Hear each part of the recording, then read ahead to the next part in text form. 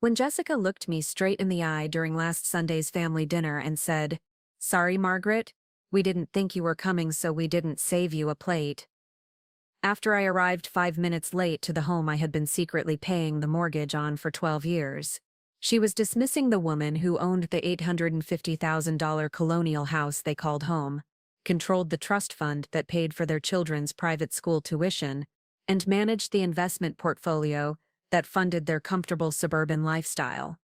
All because the ambitious market executive, who assumed her 73-year-old mother-in-law was just another burdensome elderly relative, showing up uninvited to family gatherings, never bothered to ask why their mortgage payments were mysteriously processed automatically by the bank, why their property taxes never seemed to require personal payment, and why their credit applications were approved instantly despite income levels that should have disqualified them from their affluent Westchester County neighborhood,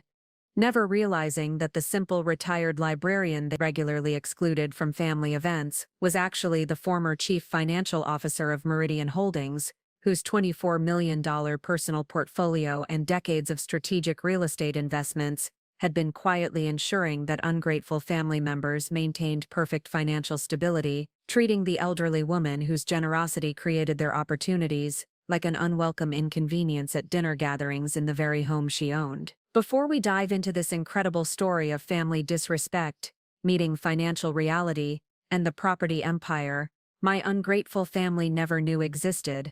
make sure to hit that like button, drop a comment, telling me about your worst experience with family members who took your generosity for granted while treating you like a burden, and subscribe so you never miss stories like this one about what happens when entitled family members assume elderly relatives are helpless inconvenience. Only to discover just how catastrophically wrong they can be when family disrespect meets the kind of financial authority that could transform their comfortable lifestyle into a harsh lesson about gratitude and the true meaning of family respect. My name is Margaret Rose Whitman. I'm 70, and this story begins on November 12, 2023, when I made what seemed like a simple attempt to join my family for our traditional Sunday dinner at what they believed was their home in Scarsdale, New York. A routine family gathering that would reveal my son David's wife's true character and teach her the most expensive lesson about dismissing elderly relatives, whose quiet generosity had been ensuring that promising young families maintained perfect financial stability, seamless homeownership, and the kind of anonymous financial backing that determined whether ambitious professionals could afford luxury suburban living or spend their evenings calculating mortgage payments that could destroy their carefully constructed upper-middle-class lifestyle. To understand how my daughter-in-law Jessica Marie Caldwell Whitman, a 34-year-old marketing director at Sterling & Associates, earning $95,000 annually while living in a $50,000-month mortgage home in one of Westchester County's most desirable neighborhoods, ended up watching her comfortable lifestyle disappear through legitimate property management protocols within 72 hours of telling her elderly mother-in-law that there wasn't room for her at the dinner table. They need to know who I was before my carefully maintained image as a simple retired librarian living on a modest pension concealed the corporate finance expertise and property ownership authority that had elevated me from entry-level bookkeeper in 1974 to chief financial officer of Meridian Holdings, a position that required overseeing $3.8 billion in annual investment management and creating the private property network that determined housing stability for over 200 families throughout the tri-state area. For 45 extraordinary years, I was Margaret Whitman, dedicated financial professional at one of New York's most innovative investment firms, starting as a junior analyst when computerized trading was experimental new technology,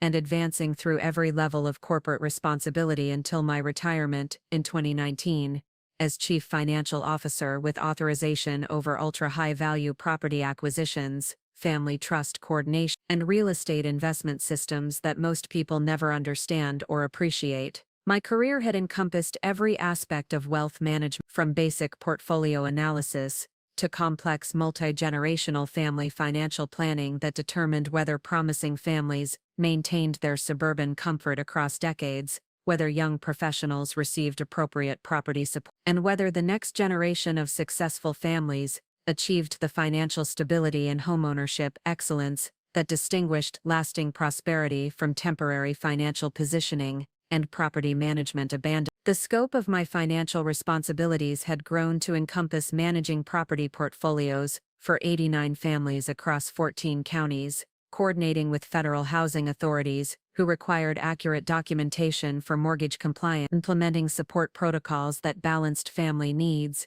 with accountability requirements, designing financial assistance systems that synchronized property management between investment firms, federal agencies, and private trusts, and troubleshooting ownership complications that could affect everything from individual family success to multi-generational property development that influenced real estate markets and family financial excellence throughout the Northeastern investment community. During my 4 decades of distinguished financial service, I had personally overseen investment management for over $1.2 billion in family property portfolios, supervised coordination between 56 different banks and financial institutions across 3 states, collaborated with federal housing officials who required accurate regional data for policy analysis, and managed property support protocols during housing crises that required immediate coordination between mortgage companies, federal agents, and private investment firms to ensure family stability while maintaining market integrity and privacy protections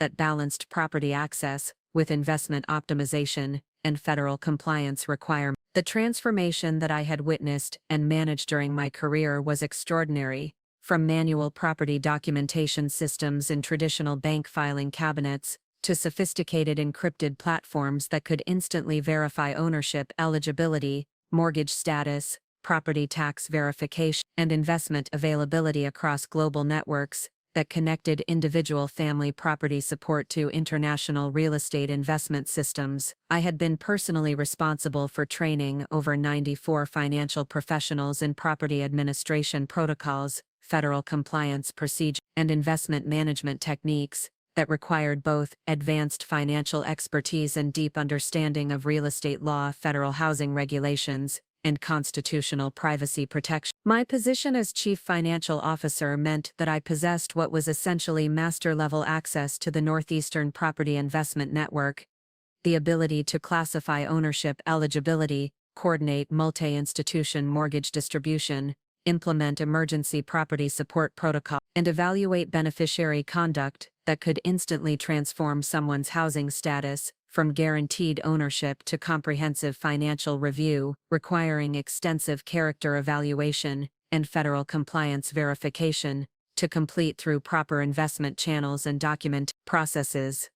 But perhaps the most significant aspect of my financial career was my role in developing and implementing the automated property administration protocols that determined how investment funding flowed between private portfolios, federal housing systems, mortgage verification networks, and family support coordination.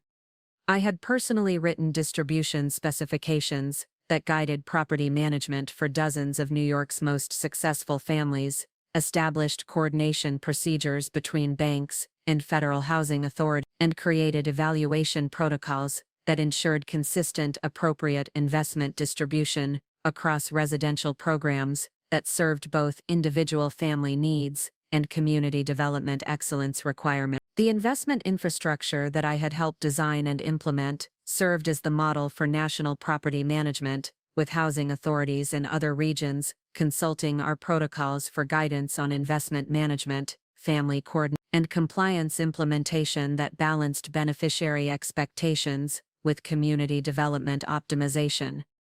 My expertise had been featured in financial industry publications and consulted by investment firms throughout the Northeast who wanted to implement similar property administration systems and automated protocols that served both individual family needs and multi-generational wealth management monitoring requirements. Jessica's comfortable life in her luxurious Scarsdale home, which she considered evidence of David's marketing success and her own financial management skills, was actually supported by the kind of seamless investment planning and property administration that I had been developing and maintaining throughout my entire career. The perfect mortgage payments that ensured her family maintained excellent credit flexibility, the smooth property tax distributions that had helped them during their home purchase transition 6 years ago, the comprehensive homeowner support that enabled their aggressive renovation strategy, and the trust coordination that provided tax optimization for their property investments, all depended on the kind of sophisticated wealth management and investment administration that required exactly the expertise I had been developing for over 4 decades. David Michael Whitman had achieved what appeared to be remarkable professional success as a senior marketing manager at Hudson Valley Communications, one of New York's most respected advertising agencies. His position was consistently ranked among the top marketing roles in the tri-state area, and his client management skills had earned recognition from agency leadership, who considered him a candidate for creative director position during the next corporate restructuring. His campaign evaluations consistently rated him in the top 15% of managers, and his client acquisition contributions to the agency's growth had been featured in marketing industry publications. The financial foundation that enabled David's suburban lifestyle success included not only his $87,000 salary and professional achievements, but also the property support structure that I had carefully planned and coordinated through my investment industry expertise. The private trust that had been established to support his homeownership provided monthly mortgage assistance of $2,050, annual property tax coverage based on market assessment, and access to emergency funding facilities that enabled him to pursue expensive home improvements without compromising his personal financial security or family stability maintenance. David's suburban achievement reflected sophisticated financial planning and strategic positioning that prepared him for property ownership in Westchester County's most respected neighborhood. His residential choices included experience with luxury home features, premium school districts, and community amenities that provided comprehensive lifestyle advantages in the most desirable aspects of suburban family living. His investment focus on home equity building had attracted attention from financial advisors at major wealth management firms, seeking clients who understood both property investment and family financial planning. The success of David's homeownership had attracted attention from real estate professionals and mortgage specialists, who considered him a model for young families pursuing aggressive property investment strategy, a highly competitive lifestyle that could lead to multi-property ownership and significant wealth accumulation. His current financial trajectory included property improvements worth a combined $95,000 in home equity enhancement, with preliminary assessments indicating strong potential for property value appreciation and market positioning at premium suburban investment level. But what made David's residential achievement particularly impressive was his transition from apartment rental to homeownership, which required substantial financial preparation, sophisticated mortgage strategy, and investment resources that distinguished successful property buyers from failed applicants who underestimated the complexity and financial requirements of suburban homeownership. His success had been supported by strategic trust investment and property coordination that provided both mortgage funding and ongoing financial stability during the challenging years of home purchase and community establishment. The Scarsdale home where David and Jessica lived represented both his professional success and his commitment to maintaining the kind of sophisticated lifestyle that distinguished successful marketing professionals from those who compromised personal comfort for financial necessity. The beautifully appointed 4-bedroom residence featured modern amenities, home office spaces optimized for remote work, and the kind of comfortable living environment that enabled David to focus on career advancement rather than financial stress and housing complications that destroyed countless professional careers. The neighborhood where David resided was known throughout Westchester County as housing for successful executives and young professionals who could afford premium accommodations. The monthly mortgage of $4,500 exceeded what most marketing managers could manage on their salary. But David had never questioned why his housing payments were consistently processed as automatically handled by the bank, rather than requiring personal financial planning and monthly budget management that characterized his colleagues' homeownership experience. David's professional colleagues, many of whom lived in smaller homes or continued renting to manage their substantial living expenses, had often commented on his financial freedom and ability to maintain an upscale lifestyle while pursuing marketing career advancement. The luxury vehicles that his family drove: a 2021 BMW X5 with monthly payments of $6, Jessica's 2020 Audi A4 with payments of $40.85, represented the kind of financial commitment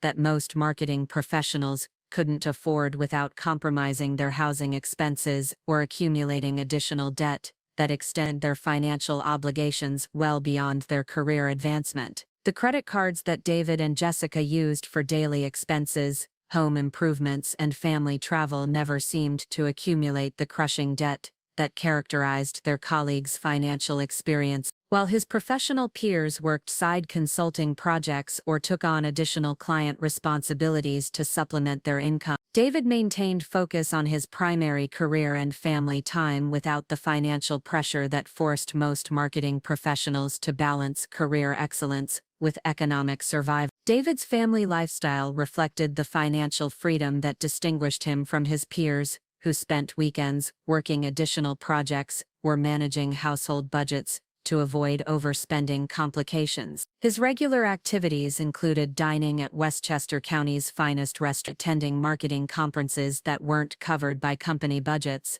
and maintaining the kind of professional and family lifestyle that enabled him to present himself as a successful suburban executive rather than a financially struggling professional. The home amenities that David and Jessica enjoyed: premium appliances, luxury furnishings, professional landscaping, and entertainment systems, reflected comprehensive lifestyle support that exceeded what most marketing professionals could afford on their salary. Their home theater system, worth over $115,000 in current technology and installation, provided them with entertainment advantages that many of their peers couldn't access due to financial constraints and mortgage limitations. But what David completely failed to understand was that his comfortable lifestyle and suburban advantages weren't the result of superior financial planning or professional achievement. They were the direct result of investment support that I had been coordinating through my private property network for his entire homeownership experience. The seamless financial experiences that he considered evidence of his personal success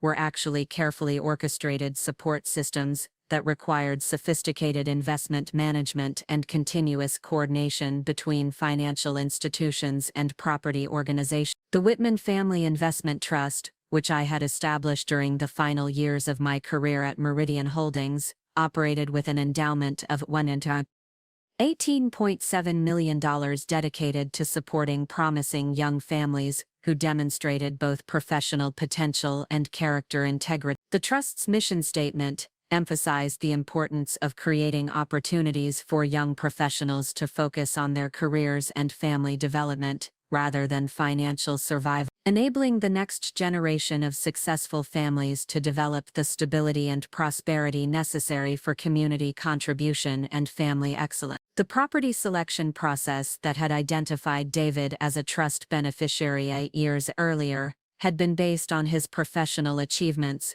career advancement potential, and character assessment evaluations that evaluated his potential for family leadership and community contribution. The comprehensive evaluation that qualified him for investment support included recommendations from professional colleagues, community service documentation, and personal statements that demonstrated his commitment to family excellence and suburban responsibility. But perhaps most importantly, the Trust's beneficiary requirements included ongoing character assessment and demonstration of values that aligned with the Trust's mission of creating families who understood both financial accountability and family respect. The investment agreement that David had signed, though he had never realized the true source of his property funding, included specific provisions about maintaining character standards and demonstrating respect for family relationships and elderly obligations that distinguished responsible homeowners from those who prioritized personal advancement over family loyalty and traditional values. The Trust's monitoring protocols included annual reviews of beneficiary professional progress, character development, assessment, and evaluation of how investment recipients treated family relationships and elderly obligations. Comprehensive evaluation process that determined continued funding eligibility wasn't limited to professional achievement. It included assessment of whether beneficiaries maintained the kind of character and values that justified continued investment in their property ownership and family development. David's professional excellence and suburban achievement had always met the trust's financial standards, but the character assessment component of his beneficiary status had never been formally evaluated because family relationships and elderly obligations hadn't been tested during his intensive career focus. The trust's protocols included specific provisions for character review when beneficiaries demonstrated behavior that conflicted with the values of family service and elderly respect that the trust considered essential for ethical property ownership. The irony of being dismissed as an unwelcome dinner guest by the family members whose suburban lifestyle depended entirely on the investment, funding, and property support that I had been coordinating and protecting throughout their homeownership experience was not lost on me. The system dismissal that I had experienced during family vulnerability represented exactly the kind of character evidence that justified implementing comprehensive trust review protocols and investment funding reconsideration that could transform expected support into accountability assessment and care evaluation requirement. My modest apartment in Bronxville, which David and Jessica had visited occasionally during family gatherings and considered evidence of my limited financial circumstances, actually served as the primary coordination center for the Whitman Family Investment Trust's operation. The simple furnishings and traditional decor that they observed during their infrequent visits, concealed, sophisticated communication systems, encrypted internet connection, investment management infrastructure that maintained direct connectivity with property administrators at 47 financial institutions, and enabled immediate response to beneficiary emergencies or character assessment requirements. The home office that appeared to casual visitors as a simple retirement workspace with basic computer equipment actually contained specialized database systems and investment management hardware that provided direct access to property administration networks, emergency funding protocols for family support, and secure connections to federal housing databases that required the highest levels of security clearance and professional authentication to access and maintain throughout the investment community. The daily routine that David and Jessica occasionally observed during family visits, which they interpreted as simple retirement activities and limited social engagement, actually included coordinating investment distribution operations that affected over 8, supervising emergency response protocols for funding crises that could disrupt property ownership throughout multiple counties, and providing administrative consultation for federal housing officials who relied on accurate regional data for property policy analysis and investment development. November 12th had begun as what appeared to be routine coordination of family dinner plans and traditional Sunday obligations that should have been easily managed through basic family consideration and elderly inclusion responsibility. My Sunday dinner attendance at their Scarsdale home had been a regular family tradition for over 6 years, with consistent scheduling that included confirmed participation and family meal coordination that represented standard family protocol and basic elderly inclusion rather than unusual burden or exceptional demand on family members. The dinner preparation that Jessica had coordinated included menu planning for the usual family attendance, grocery shopping for traditional Sunday meal ingredient, cooking arrangements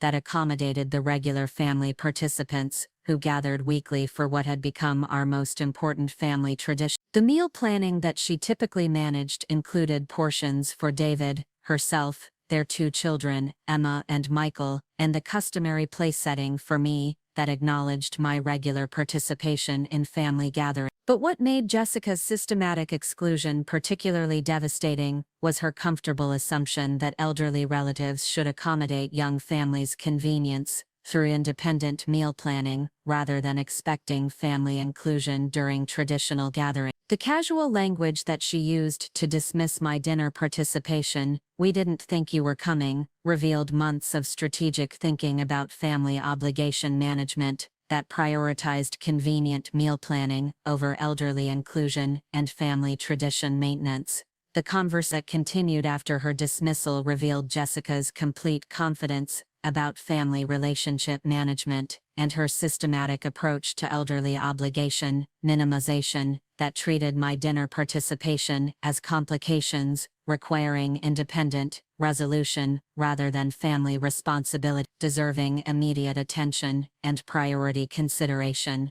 The comfortable dismissal that she employed demonstrated months of strategic calculation about family loyalty optimization and lifestyle advancement that justified dismissing elderly attendance during important family gatherings. Sometimes the most expensive mistake you can make is assuming that property ownership and financial support are automatic entitlements that continue regardless of how the beneficiaries treat the elderly relatives whose generosity created their opportunities. The dinner plate that Jessica refused to save for me during our family gathering would become the documented evidence of character priorities that justified redirecting investment resources and property funding to serve more deserving families who understood the value of both homeownership support and the elderly wisdom that create opportunities for meaningful financial security and authentic family contribution. What my family never understood during all those years of treating me like a simple retired librarian who needed help with modern technology and investment planning was that their comfortable assumption about my limited capabilities revealed their complete ignorance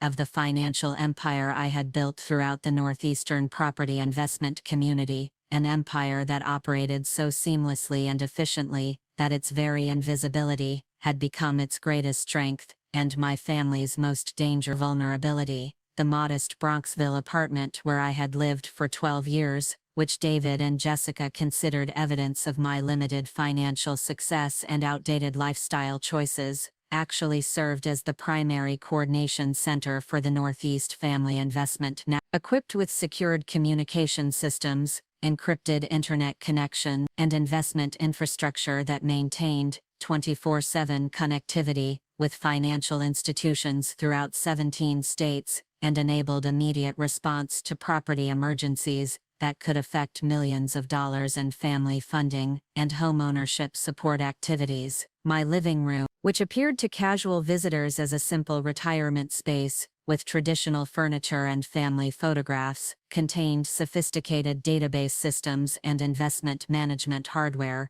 that provided direct access to the primary servers at the Whitman Family Investment Trust, communication protocols for emergency property coordination, and secure connections to federal housing databases that required the highest levels of security clearance and professional authentication to access and maintain throughout the investment community. The technology setup that I had installed throughout my apartment represented over 400 and specialized equipment and software licensing that enabled me to coordinate property distribution activities, respond to family emergencies, and maintain the investment infrastructure that supported dozens of Northeastern families' most important homeownership goals throughout New York, Connecticut, and New Jersey. The multiple high-resolution monitors that lined my home office walls displayed real-time status information from investment databases across 17 states, automated alert systems that notified me of funding errors or compliance issues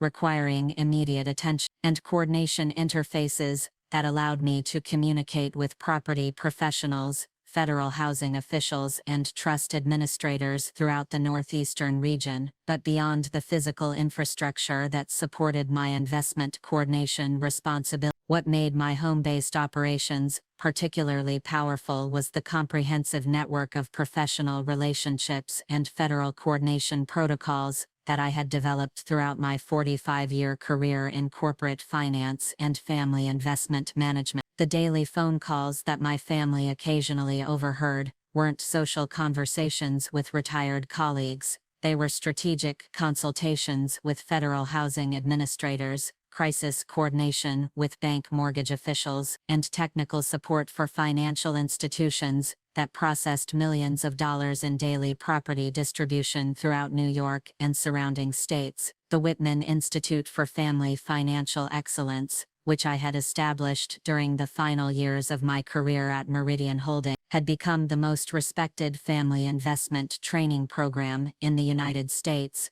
providing advanced education for trust coordinators, federal compliance officials, and family financial professionals who needed expertise in multi-institution property integration, investment protocol implementation, and crisis response coordination that maintained family stability during funding emergencies and distribution complications. Our institute accepted only 8 participants annually through an application process more competitive than federal administrative positions, requiring extensive experience in family investment management, property administration, or trust coordination before candidates qualified for consideration. The program fee of $65,000 reflected both the specialized nature of our training and the career advancement opportunities that graduation provided for financial professionals seeking leadership positions in federal housing agencies, bank administration, or private investment organizations. The waiting list for admission to the Whitman Institute extended over 4 years, with applications from senior administrative professionals at major banks, federal housing officials seeking advanced property management training, and financial administrators responsible for trust coordination and investment oversight throughout multiple northeastern states. We regularly declined applications from Wall Street executives who lacked the specialized knowledge of family financial systems and federal property regulations that distinguished our program from general wealth management education and basic investment training. What made our program unique wasn't just the administrative training quality, it was the federal coordination experience and professional networking opportunities that came with graduation from the most respected family investment program in North American property administration. Whitman Institute graduates received automatic consideration for federal housing positions that never advertised openings, gained access to our network of financial professionals and federal funding officials, and could leverage our consultation services to build careers in family investment management that would be impossible to achieve through traditional university education and standard property administration advancement. The advanced curriculum that we provided included hands-on training in federal property integration protocols, emergency response coordination during family crises, multi-institution funding coordination, family financial database management, and compliance implementation that protected family privacy while maintaining property access and federal housing monitoring capability. Our graduates managed investment databases for federal housing agencies, coordinated trust operations for major metropolitan areas, and supervised funding operations for financial institutions that handled billions of dollars in annual family assets. But perhaps the most significant aspect of the Whitman Institute was our role in developing and implementing the next generation of family investment protocols that would determine how property resources were managed, secured, and coordinated between private trust organizations and federal housing databases. The graduates from our program were leading administrative innovation at organizations like the National Association of Family Trusts, the American Property Management Association, and major banking systems, implementing compliance protocols for federal housing agencies, and coordinating funding management for state financial systems throughout the United States and Canada. The professional relationships that had developed through our institute included direct connections with senior executives at every major bank, federal housing officials responsible for national property coordination, and administrative professionals who managed funding systems for state governments, municipal housing offices, and family financial development departments throughout North America and selected international investment programs. These relationships represented decades of professional collaboration and mutual respect that created opportunities for strategic coordination and immediate response capabilities that most investment professionals could never access or afford. My daily routine, which my family observed during their infrequent visits, and considered evidence of simple retirement activities and limited social engagement, actually included coordinating property distribution operations that affected supervising emergency response protocols for funding failures that could disrupt family stability throughout multiple states, and providing administrative consultation for federal housing officials who relied on accurate regional data for national policy analysis and investment allocation development. The morning schedule that began each day at 5:30 a.m. included reviewing overnight system alerts from investment databases across 17 states, analyzing automated error reports that identified potential compliance issues or funding integrity problems requiring immediate attention, coordinating with federal housing databases that synchronized with our regional systems during off-peak hours, and implementing system updates that maintained compliance protocols and improved database performance for millions of family records and property transactions. The afternoon coordination activities included supervising funding integration between bank mortgage offices and federal agencies, troubleshooting system errors that affected property allocation visibility and family application process, coordinating with federal housing officials who needed accurate regional data for policy analysis and funding development, and managing crisis response protocols during natural disasters that required immediate coordination between multiple state agencies and private investment organizations. The evening consultation work included providing administrative guidance for financial professionals who encountered funding errors or system integration problems, coordinating with international banks that implemented our protocols for property management systems in other countries, and conducting strategic planning with federal housing officials who relied on our expertise for national database modernization and compliance enhancement initiatives. But beyond the administrative coordination responsibilities that occupied most of my daily schedule, what made my family investment expertise particularly valuable was my comprehensive understanding of how property systems affected individual families and communities throughout the United States and Canada. Every family who received timely mortgage distribution, every homeowner who operated efficiently, every trust grant that reached appropriate recipients, and every emergency response that coordinated effectively represented the successful implementation of systems and protocols that I had spent decades developing, refining, and maintaining. The Meridian Holdings organization, where I had spent my entire career, wasn't just a regional investment contractor. It was the exclusive provider of coordination services for the Federal Family Investment Administration's North American Regional Integration Network, coordinating family property funding for over 2,100 municipal jurisdictions, 67 major metropolitan housing areas, and managing distribution integration with 389 different bank mortgage offices across 17 states. Our systems processed over $8.9 billion in annual property transaction, coordinated family funding for over 890 different banks and investment organizations, and maintained the infrastructure that enabled platforms like Federal Housing Administration, private family trusts, and investment networks to provide effective property management and family funding for thousands of North American families. The scope of our funding management operations required coordination with the Department of Housing and Urban Development for property compliance and audit support, the Department of Treasury for family investment program integration, the Internal Revenue Service for family tax compliance verification, the Federal Reserve for federal funding program coordination, and the Department of Homeland Security for family funding verification and security monitoring, that supported both individual privacy protection and national security requirements. My security clearance level required annual background investigations, financial audits, psychological evaluation, and professional competency assessments that ensured only the most qualified and trustworthy financial professionals maintained access to systems that could affect national property programs, regional family stability, and federal investment policy development. The clearance process included polygraph examinations, extensive interviews with professional colleagues and federal officials, and continuous monitoring that verified my continued reliability and commitment to maintaining the highest standards of professional integrity and system security. The administrative innovations that I had developed during my career included automated integration protocols that synchronized property data between bank mortgage databases and federal housing systems, compliance algorithms that protected family privacy while maintaining property accessibility, error detection systems that identified funding irregularities before they affected family finance, and crisis response protocols that maintained system stability during equipment failures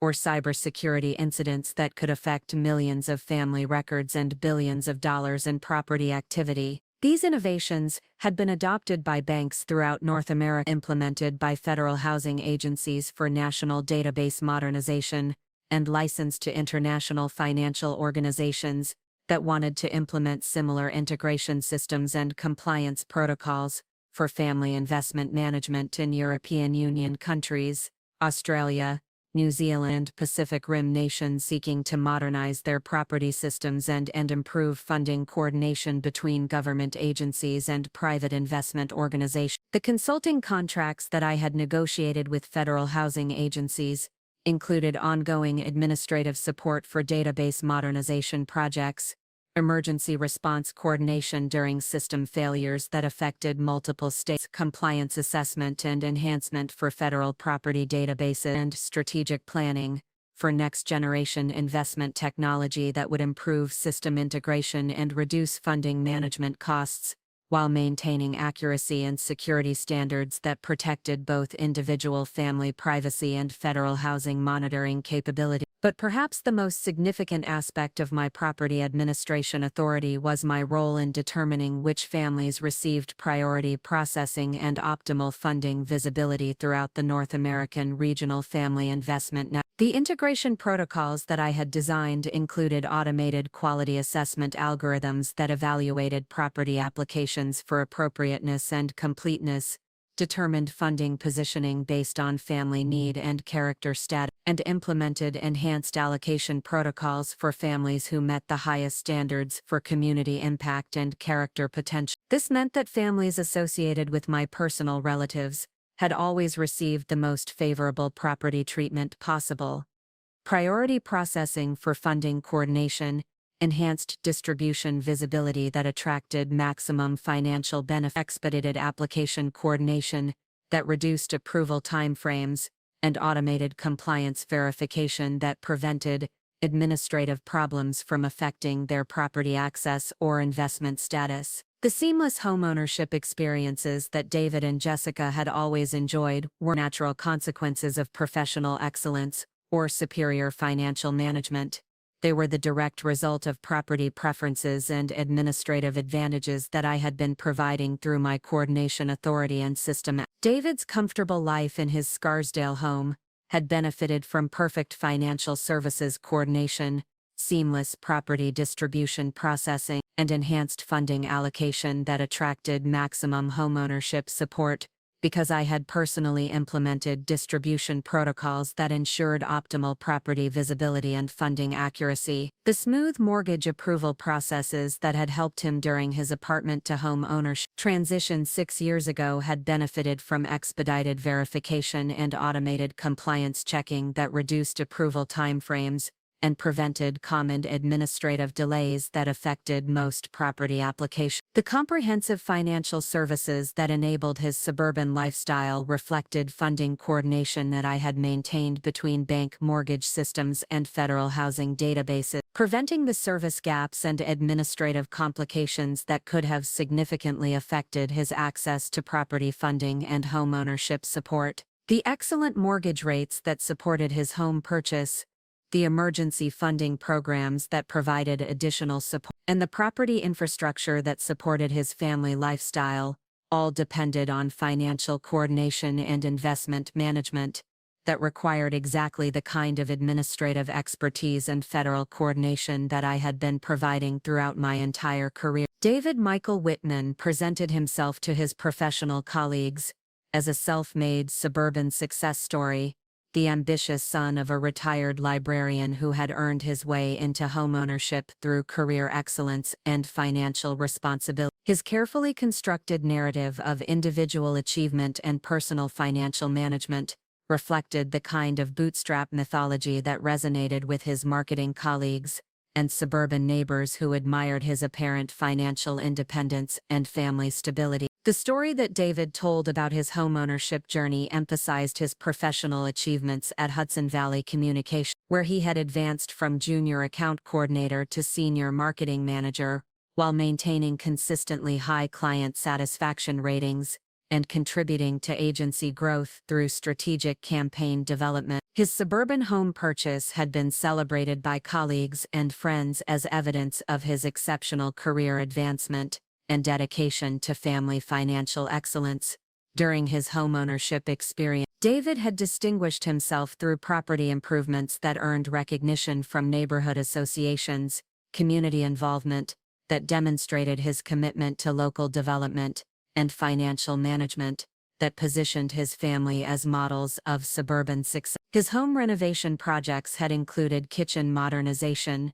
basement finishing, and landscaping improvements that increased property value and community appeal. The suburban achievements that David proudly displayed throughout his home framed professional award, community recognition certificates, and family accomplishment photographs told the story of a dedicated family man who had earned every opportunity through professional rigor and financial responsibility. His marketing campaign successes, community leadership roles, and family development recognitions created a comprehensive picture of suburban achievement that justified his confident approach to family financial planning and community engagement. But what David's carefully curated success narrative completely omitted was any acknowledgement of the financial support system that had made his homeownership achievements possible. The trust funding that had covered the mortgage coordination that had enabled him to qualify for premium loan terms, and the emergency financial assistance that had provided stability during unexpected home repair expenses,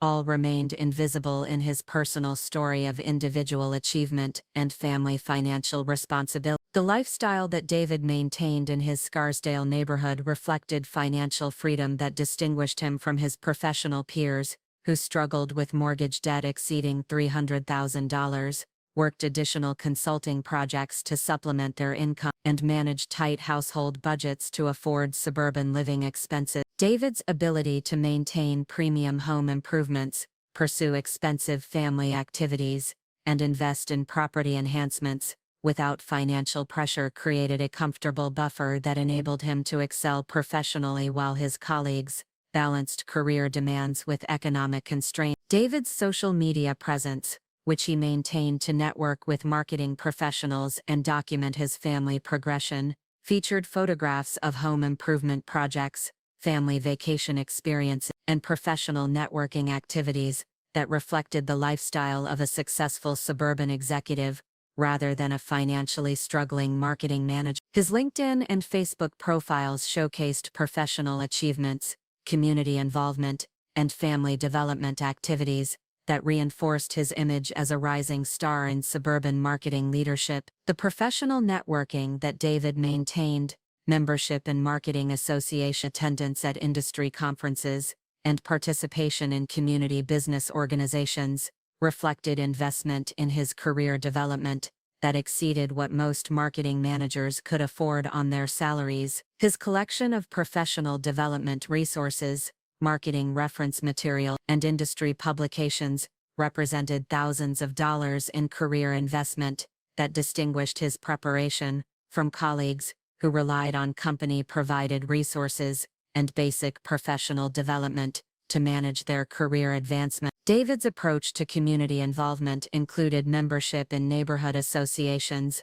volunteer activities with local organizations, and participation in family development programs that required time and financial investment beyond the basic requirements of suburban community citizenship. His additional certifications, continuing education activities, and professional networking investments reflected comprehensive family planning that assumed financial stability and freedom from the economic pressures that limited his neighbors' community engagement opportunity. The confidence that David displayed in professional and community settings reflected his comfortable assumption that his lifestyle and opportunities were the natural result of his career achievements and financial capability. His interactions with marketing colleagues, neighborhood leaders, and community organization members demonstrated the self-assurance of someone who had never experienced serious financial insecurity or questioned the stability of his property support system. But perhaps the most revealing aspect of David's character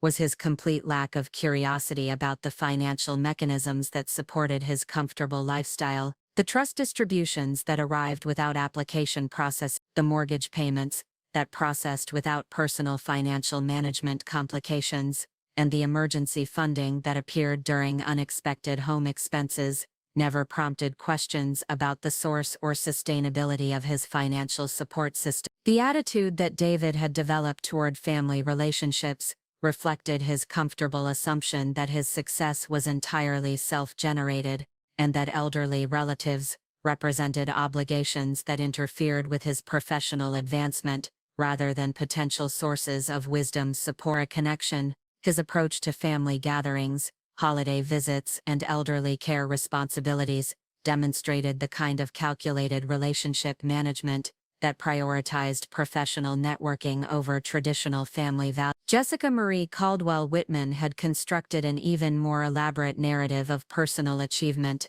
and independent success, presenting herself as a modern marketing executive who had built her career through strategic thinking and professional excellence, while maintaining perfect work-life balance and family financial management. Her carefully curated professional image emphasized her transition from entry-level marketing coordinator to marketing director, while raising 2 children and managing household responsibilities that demonstrated her capability and organizational The marketing campaigns that Jessica had developed at Sterling & Associates had earned recognition from industry publications, client satisfaction awards, and internal promotion opportunities that positioned her as one of the agency's most promising female executives. Her client portfolio included major retail brands, financial services companies, and technology startups that generated significant revenue and established her reputation as a strategic marketing professional capable of managing complex campaigns and client relationships. Jessica's approach to work-life balance had become a model for other working mothers in her professional network, with speaking engagements at marketing conferences, featured articles in professional publications, and mentor relationships with younger marketing professionals who sought her guidance about balancing career advancement with family responsibilities. Her systematic approach to time management and family coordination had earned recognition that extended beyond her immediate professional circle. The home management system that Jessica had developed for coordinating family schedules, household maintenance, and community involvement reflected sophisticated organizational skills that impressed neighbors and professional colleagues who struggled to balance similar responsibilities without her apparent efficiency and success. Her ability to maintain a pristine home, coordinate children's activities, and excel professionally created an image of superwoman capabilities that distinguished her from working mothers who made visible compromises between career and family obligations. But what made Jessica's confidence particularly problematic was her systematic dismissal of elderly relatives and her professional assessment of which family relationships deserved her time and attention. The strategic thinking that she applied to family relationship management reflected comfortable assumption that elderly relatives represented inefficient use of time and emotional energy that could be better invested in career advancement and family development activities that contributed to her professional success and suburban lifestyle maintenance. Jessica's treatment of David's elderly relatives, including his mother, elderly aunts, and family friends, reflected systematic dismissal of their potential contributions to her family's success and development. Her conversations during family events focused on her marketing achievements and family management successes, while treating elderly relatives' stories, experiences, and perspectives as irrelevant interruptions to her strategic family planning and professional advance. The language that Jessica used to describe family obligations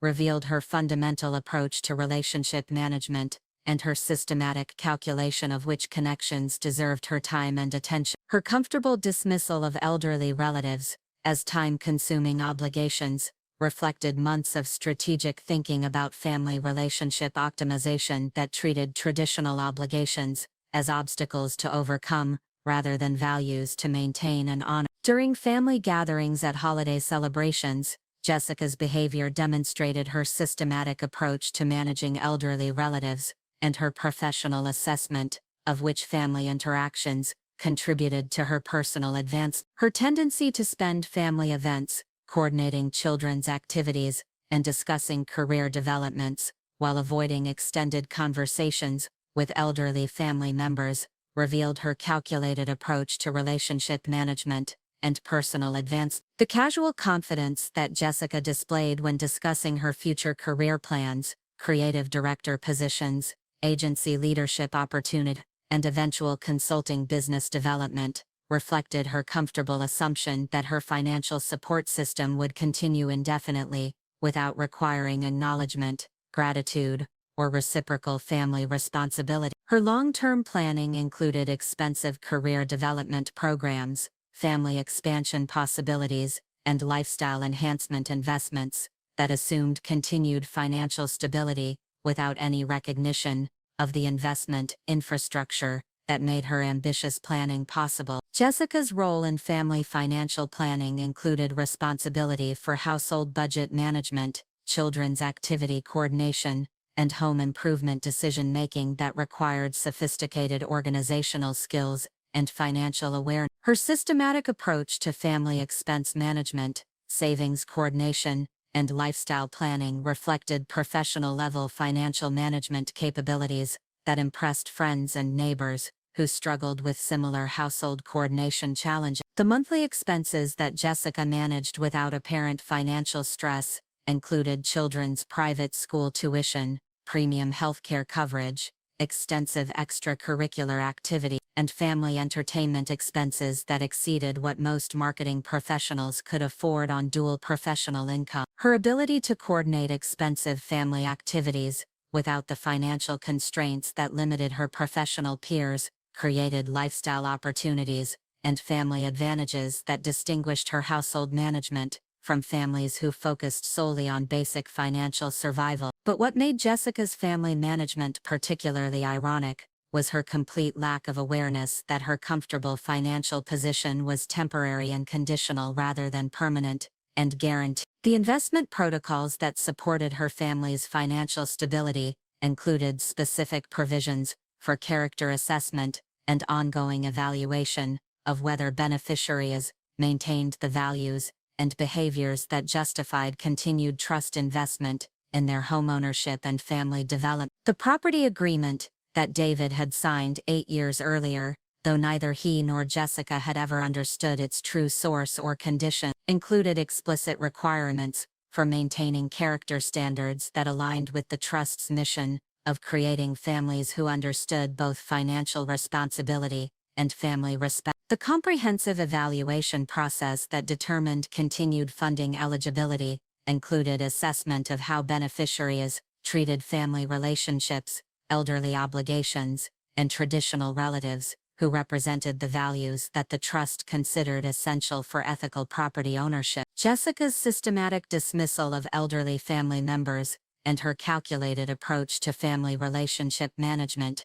represented exactly the kind of character evidence that triggered trust review protocols and property eligibility reconsideration. The comfortable assumption that her family financial support would continue regardless of her treatment of elderly relatives revealed her fundamental misunderstanding of the values-based investment system that had been supporting her family's homeownership and comfortable lifestyle throughout their suburban residence. The trust's monitoring systems, which Jessica had never discovered or investigated, included annual character assessments based on feedback from family members, community observation, and evaluation of whether property recipients demonstrated the kind of personal behavior and family values that justified continued investment in their homeownership and family development. The comprehensive evaluation process that determined funding continuation wasn't limited to professional performance and included assessment of character development, community engagement, and family relationship management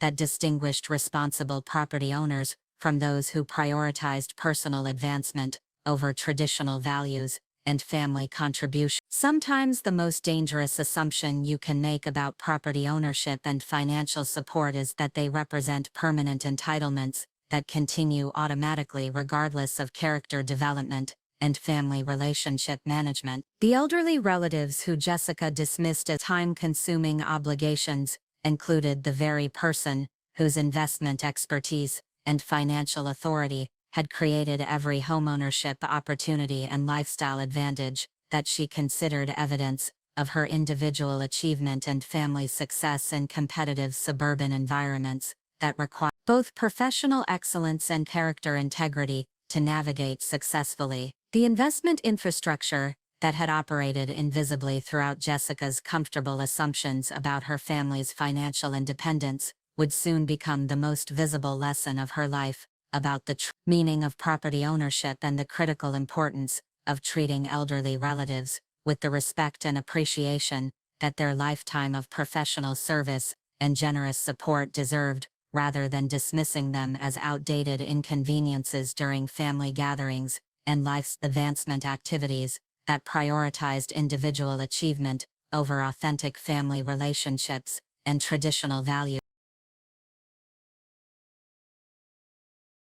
The world that Jessica Marie Caldwell Whitman had constructed around herself at Sterling and Associates represented the pinnacle of marketing achievement and professional confidence, a carefully curated environment where her status as one of the agency's most promising creative directors provided daily validation of her belief that success came through individual excellence and strategic career management, rather than external support or family assistance. Her position within the prestigious Sterling and Associates marketing firm had become the foundation for a professional identity that celebrated self-reliance, creative achievement, and the kind of sophisticated marketing expertise that distinguished elite advertising professionals from ordinary campaign coordinators. The marketing department at Sterling and Associates, where Jessica spent her days managing major client accounts and complex advertising campaigns, operated as one of the most influential creative agencies in the Northeast, handling over $100 to $180 million in annual client billings and serving as the primary marketing partner for Fortune 500 companies throughout New York and New England. The Tier 1 agency designation that Sterling and Associates maintained required the highest standards of creative excellence, the most advanced marketing technology, and the kind of specialized creative staff that included only the most qualified marketing directors and senior campaign managers. Jessica's daily responsibilities within this prestigious marketing environment included managing multiple major client accounts simultaneously, coordinating with creative teams throughout the agency system, implementing advanced campaign strategies for consumer brands, technology company and financial services clients, and supervising junior marketing coordinators who sought to learn campaign management techniques from the agency's most accomplished directors. Her client performance evaluations consistently rated her in the top of senior partners, noting her exceptional strategic thinking, creative vision under pressure, and natural leadership abilities that suggested strong potential for creative director promotion and future agency partnership opportunity. The professional recognition that Jessica had earned throughout her marketing career included featured campaigns in Advertising Age magazine, presentation of strategic insights at the American Marketing Association National Conference, and collaboration with senior agency partners on client acquisition strategies that increased Sterling and Associates' market share throughout the competitive New York advertising landscape. Her specialization in integrated digital marketing campaigns had attracted attention from technology companies and major retailers, seeking comprehensive marketing solutions that combine traditional advertising with social media strategy and data analytics. But beyond her creative achievements and client management contributions, what made Jessica's position at Sterling and Associates particularly prestigious was her selection for the agency's Executive Leadership Development Program, an exclusive advancement track that accepted only 4 marketing professionals annually from across all agency departments. The program provided additional training in agency management, client relationship strategy, and creative leadership development that prepared selected participants for agency partnership positions and creative director roles at major advertising firms throughout the United States. The Executive Leadership Development Program that Jessica had joined during her 3rd year at Sterling and Associates required participation in monthly strategy sessions with agency executives, quarterly rotations through different client management departments, and annual presentations to the Board of Partners about marketing perspectives on advertising trends and creative excellence innovation. The program investment of $25,000 annually was typically covered through competitive agency scholarships or client sponsorship funding for marketing professionals who demonstrated exceptional creative potential and strategic achievement. Jessica's comfortable assumption that her executive Leadership Development Program participation represented recognition of her individual merit and creative excellence, reflected her systematic approach to career advancement and her confident belief that professional opportunities naturally flowed to deserving candidates who demonstrated performance and strategic marketing thinking. Her participation in executive strategy meetings, client management rotation, and creative leadership development activities provided networking opportunities and career advancement that distinguished her from marketing coordinators who focused solely on campaign execution without strategic professional development. The monthly strategy sessions that Jessica attended as part of the Executive Leadership Development Program included presentations by agency partners, marketing industry executives, and advertising innovation leaders who shared insights about creative leadership, client relationship management, and the business aspects of marketing services that determined agency success and professional advancement. These exclusive educational opportunities provided Jessica with knowledge about advertising economics, agency administration, and strategic planning that exceeded what typical marketing directors learn during their creative training. The networking opportunities that accompanied Jessica's Executive Leadership Development Program participation included regular interaction with Sterling and Associates executives, visiting marketing leaders from other prestigious agencies, and advertising industry professionals who managed billion-dollar client portfolios and influenced national marketing trends and creative standards. The professional relationships that Jessica developed through these exclusive events created career opportunities and advancement possibilities that would have been impossible to access through standard marketing training and client management education. Jessica's home office in the Scarsdale residence had become an extension of her professional networking strategy, serving as an elegant workspace for hosting marketing colleagues, agency executives, and fellow Executive Leadership Development Program participants who appreciated the sophisticated environment and premium amenities that distinguished Jessica's working situation from typical marketing professional home offices. The monthly strategic planning sessions that Jessica organized featured carefully curated participant lists, premium catering services, and technology setups that reflected her understanding of professional entertaining and relationship management. The creative strategy events that Jessica coordinated through her home office included quarterly gatherings for Executive Leadership Development Program participants, monthly networking sessions for marketing directors and senior coordinators, and annual celebrations that brought together advertising professionals from across Sterling and Associates' various client management teams. These sophisticated professional activities required substantial financial investment in catering, premium technology equipment, and entertainment coordination that exceeded what most marketing directors could afford on their agency salary.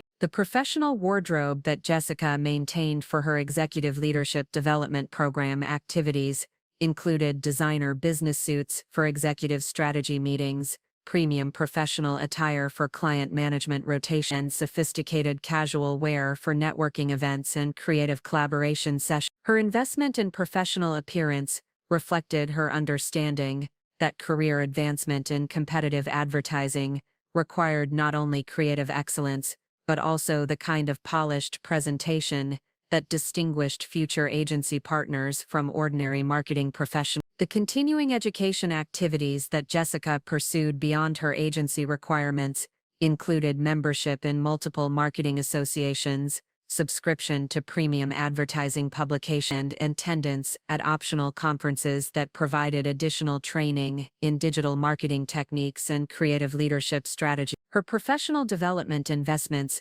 reflected comprehensive career planning that assumed continued financial stability and freedom from the economic pressures that limited her peers' educational opportunity. Jessica's approach to professional relationships within Sterling and Associates demonstrated her systematic understanding of career advancement and her strategic cultivation of connections that could influence her future opportunities in advertising leadership. Her interactions with agency partner client management administrators and creative executives reflected careful relationship management that prioritized professional networking over casual social connections or traditional mentorship relationships that didn't contribute to strategic career development. The client acquisition projects that Jessica pursued during her marketing career included collaboration with senior professionals on campaigns that examined consumer behavior patterns, creative effectiveness initiatives that enhanced client satisfaction delivery,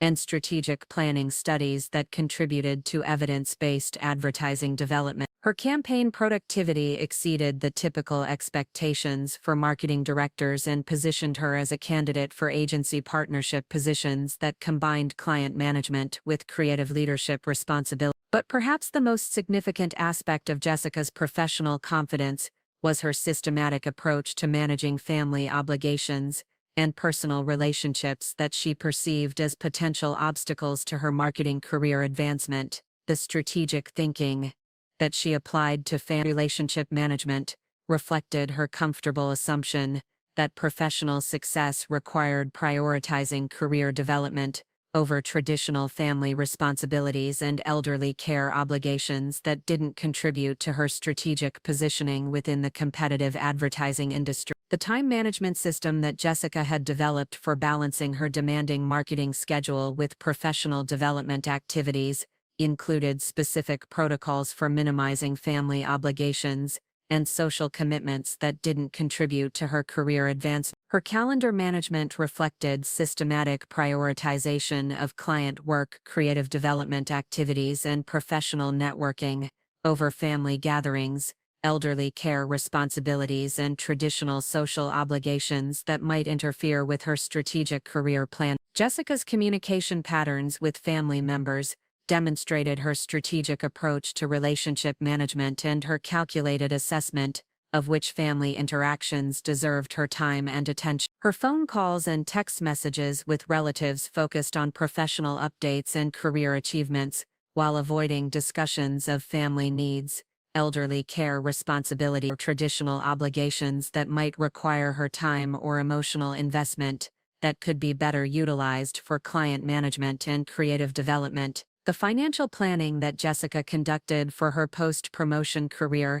included assumptions about agency partnership opportunity, creative director appointments, and eventual independent consulting business development that reflected her confident expectation of continued professional advancement and increased earning potential. Her long-term planning included expensive creative training programs, strategic sabbaticals, and career development investments that assumed financial stability without any recognition of the external support system that made her ambitious planning possible. Jessica's social media presence reflected her systematic approach to professional image management and her strategic use of digital platforms to enhance her reputation within the marketing community. Her LinkedIn profile featured regular updates about client achievements, creative presentation highlights, and professional development activities that reinforced her image as a rising star in advertising excellence. Her Instagram account showcased professional conferences,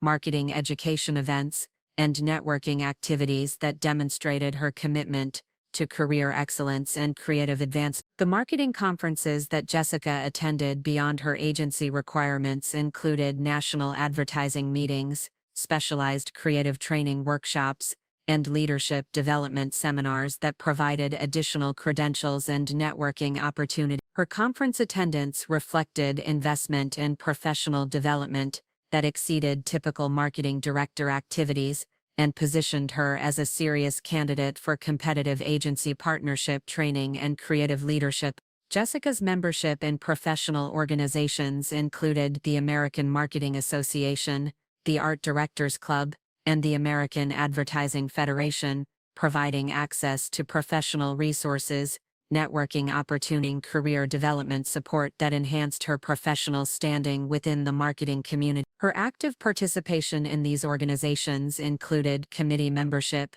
volunteer creative activities, and leadership roles that demonstrated her commitment to advertising professional excellence and industry contribution. The peer relationships that Jessica maintained within Sterling and Associates reflected her strategic approach to professional networking and her systematic cultivation of connections with fellow marketing directors who might become future colleagues, client referral sources, or career advancement resources. Her interactions with other agency professionals focused on strategic development rather than personal friendship, creating a network of marketing professionals who could support her long-term career objectives and creative advancement opportunities. Jessica's relationship with agency partners demonstrated her understanding of advertising industry hierarchy and her strategic approach to mentorship and professional guidance. Her interactions with senior marketing professionals focused on learning opportunities,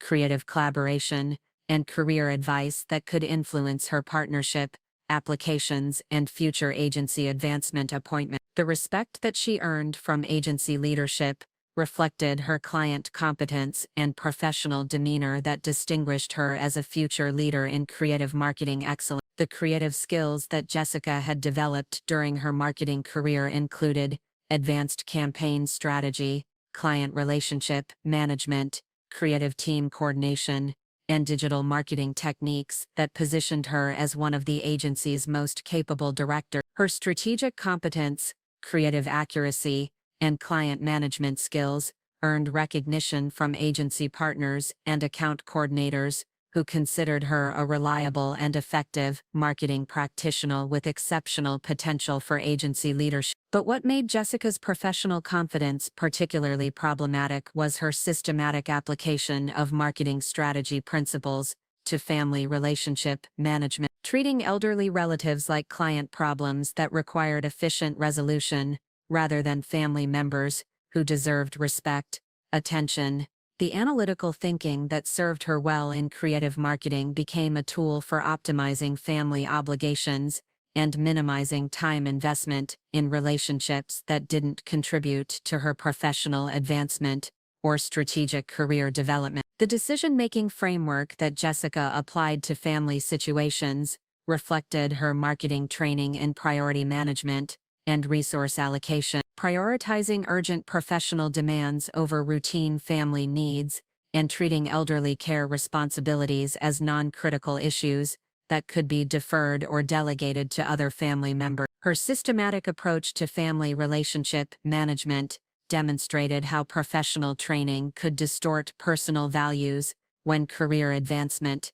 became the primary measure of success and importance. Jessica's comfortable assumption that family support should accommodate her marketing career demands reflected months of strategic thinking about relationship optimization and her systematic calculation that elderly relatives should understand and support her professional priorities rather than expecting traditional family consideration. The confidence that she displayed about family relationship management revealed her belief that marketing career advancement justified treating family obligations as optional expenses rather than essential responsibilities that deserved priority attention and emotional investment. The language that Jessica used to describe family interactions revealed her systematic approach to relationship management and her professional assessment of which family activities deserved her time and attention. Her tendency to discuss family gatherings in terms of time investment, elderly care in terms of resource allocation, and family responsibilities in terms of opportunity costs demonstrated how completely her marketing training had influenced her approach to personal relationships and family values that didn't contribute to strategic career advancement. During conversations with fellow marketing directors about family obligations, Jessica often shared her philosophy about maintaining professional focus and avoiding family complications that could interfere with career advancement and creative development opportunity. Her systematic approach to family relationship management had become a topic of discussion among her agency peers, with some marketing professionals admiring her strategic thinking, while others questioned whether her professional focus had compromised her understanding of family values and traditional obligations that extended beyond career consideration. The Executive Leadership Development Program seminars that Jessica attended included sessions on work-life balance, professional relationship management, and creative leadership that emphasized the importance of strategic thinking and efficient resource allocation in marketing career development. The program's emphasis on optimization and strategic planning reinforced Jessica's systematic approach to relationship management, and provided professional validation for her calculated assessment of family obligations and elderly care responsibility. Jessica's quarterly performance evaluations within the Executive Leadership Development Program consistently rated her as exceptional in strategic thinking, outstanding in professional development, and superior in leadership potential, providing regular validation of her systematic approach to career advancement and relationship management. The program feedback that she received from agency executives and creative directors reinforced her confidence about professional priorities and strategic family relationship optimization that prioritized career development over traditional family values. The annual review process for Executive Leadership Development Program participants included evaluation of leadership skills, professional judgment, and character assessment that measured marketing directors' potential for future agency partnership and creative leadership responsibility. Jessica's consistent excellent ratings in professional competence and strategic thinking provided validation of her systematic approach to career development and relationship management that prioritized professional advancement over traditional family values and elderly respect obligation. David's professional world at Hudson Valley Communications provided additional validation for the family's systematic approach to career prioritization and elderly relationship management that treated traditional family obligations as obstacles to overcome rather than values to maintain and honor. His position as senior marketing manager within one of New York's most respected advertising agencies had created a professional environment that reinforced Jessica's strategic thinking about family relationship optimization and career advancement prioritization. The marketing campaigns that David managed at Hudson Valley Communications included major retail clients, technology startups, and financial services companies that generated significant revenue and established his reputation as a strategic account manager capable of coordinating complex client relationships and campaign development. His client portfolio reflected sophisticated marketing expertise and strategic thinking that impressed agency leadership and positioned him as a candidate for creative director advancement and eventual agency partnership opportunity. David's approach to professional networking within Hudson Valley Communications demonstrated his systematic understanding of career advancement and his strategic cultivation of relationships that could influence his future opportunities in advertising management. His interactions with agency executives, client relationship coordinator, and creative department leaders reflected careful relationship management that prioritized professional development over casual social connections or traditional mentorship relationships that didn't contribute to strategic career advancement. The professional development activities that David pursued included membership in marketing associations, attendance at advertising conferences, and participation in creative leadership training programs that provided additional credentials and networking opportunities. His investment in career advancement reflected comprehensive professional planning that assumed continued financial stability and freedom from economic pressures that might interfere with his strategic positioning within the competitive advertising industry. But what made David's professional confidence particularly significant was his complete alignment with Jessica's systematic approach to family relationship management and elderly care obligation minimization. The strategic thinking that both spouses applied to family interactions reflected their shared belief that professional success required prioritizing career development over traditional family responsibilities and elderly respect that didn't contribute to their strategic advancement within their respective marketing careers. The comfortable lifestyle that David and Jessica made in their Scarsdale home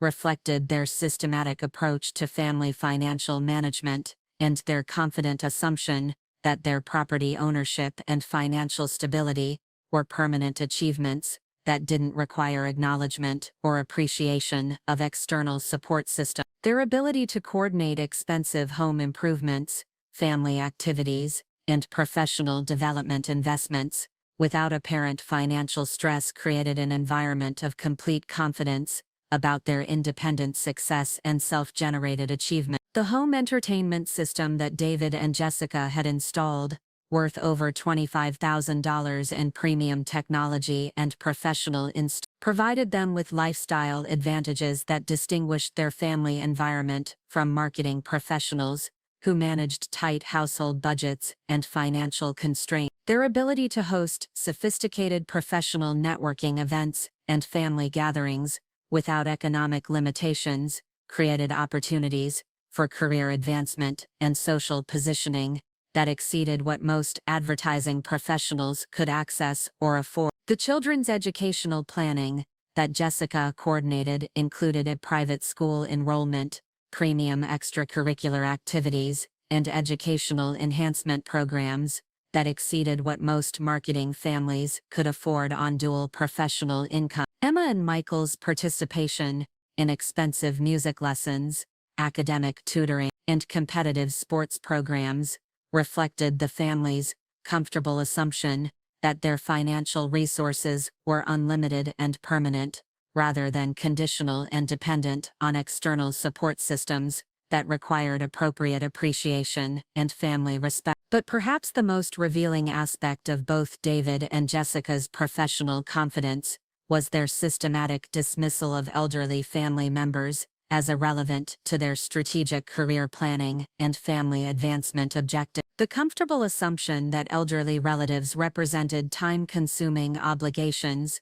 rather than potential sources of wisdom, support, or family connection revealed their fundamental misunderstanding of the family relationships and traditional values that had created every financial advantage and career opportunity they considered evidence of individual achievement and personal success. Sometimes the most dangerous aspect of professional success is the confidence it creates about the permanence of support systems and the assumption that achievement grants immunity from accountability for character development and family relationship management. The marketing careers that Dave and Jessica had built through systematic professional advancement and strategic relationship optimization would soon be evaluated through criteria that measured not only creative competence, but also the character integrity and family values that determined whether promising marketing professionals deserved continued support and advancement opportunities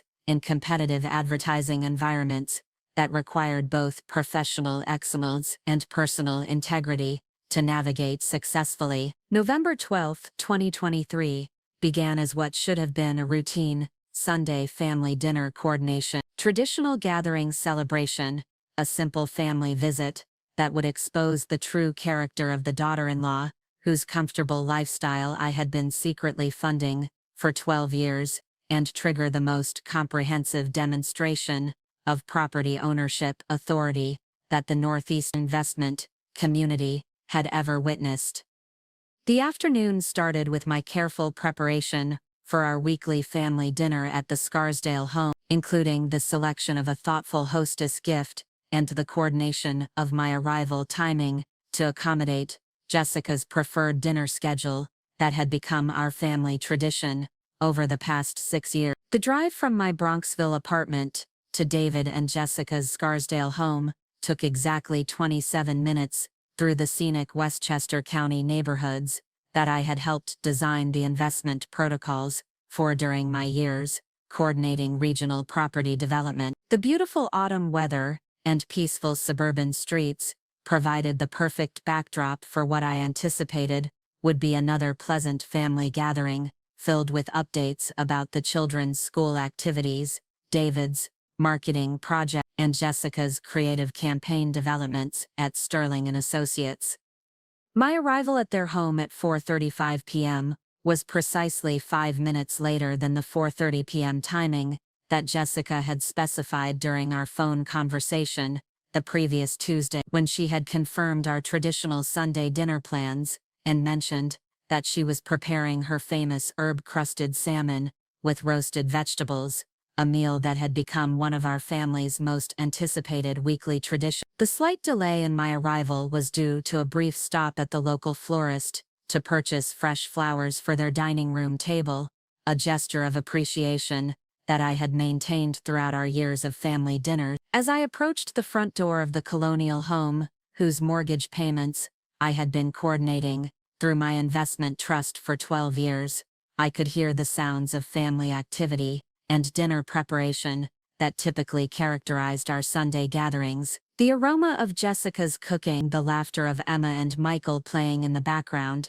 and the general atmosphere of comfortable family life created the warm environment that had made these weekly dinners such an important part of our family connection and my ongoing relationship with David's growing family. When I rang the doorbell at 4:37 p.m., carrying the fresh flower arrangement and looking forward to our family dinner together, I expected the usual warm greeting and immediate invitation to join the family activities that had characterized our Sunday traditions for over 6 years. Instead, what I encountered would become the defining moment that revealed Jessica's true character and triggered the most expensive lesson about family respect and elderly appreciation that any marketing professional had ever received. Jessica opened the door with an expression of surprise and mild annoyance that immediately indicated something had changed in her approach to our family dinner tradition. Her professional attire, a stylish casual dress that suggested she had been working on marketing projects earlier in the day,